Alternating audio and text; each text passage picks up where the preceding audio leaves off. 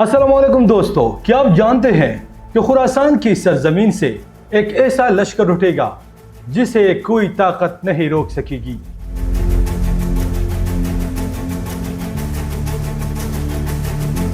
آج ہم بات کریں گے ان کالے جھنڈوں کی۔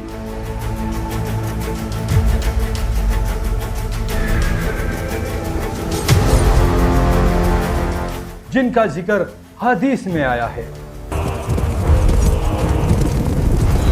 حدیث شریف میں ہے کہ خراسان سے کالے جھنڈے اٹھیں گے، ان کے راستے میں کوئی رکاوٹ نہیں بن سکے گی، اور یہ جھنڈے چل کر بیت المقدس تک پہنچ کر وہاں گاڑ دیے جائیں گے۔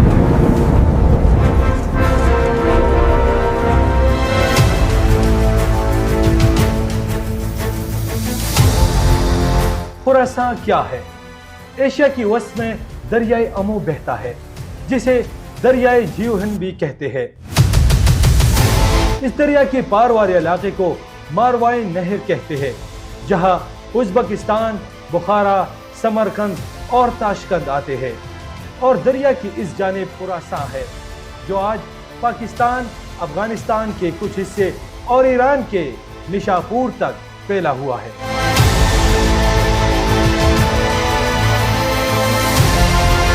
حضرت علی رضی اللہ تعالیٰ عنہ کا ارشاد ہے کہ ماروائے نہر سے ایک شخص نکلے گا، اس کا نام حارث ہوگا، وہ کسان ہوگا، اس کی فوج کے سردار کا نام منصور ہوگا، اور وہ المحمد کی تقویت کا باعث بنے گا۔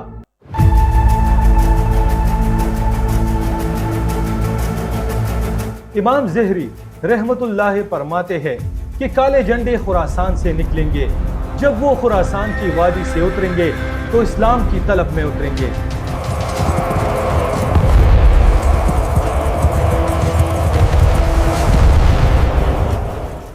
کوئی چیز روک نہیں سکے گی۔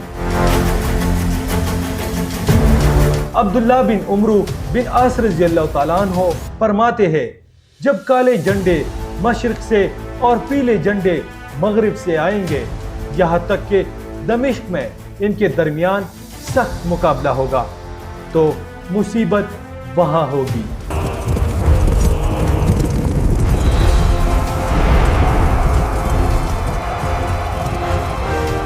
آج ہم نے دیکھا کہ خراسان کی اہمیت صرف ایک پرانی جغرافیائی زمین تک محدود نہیں، بلکہ یہ وہی جگہ ہے جہاں سے وہ لشکر نکلے گا جس کے بارے میں نبی اکرم صلی اللہ علیہ وآلہ وسلم نے خود بشارت دی۔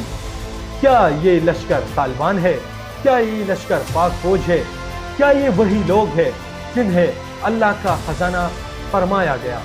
سوال یہ ہے، کیا ہم اس وقت کے لیے تیار ہیں؟ اگر آپ کو یہ ویڈیو پسند آئی تو لائک کریں، شیئر اور سبسکرائب کرنا نہ بھولیے۔ اللہ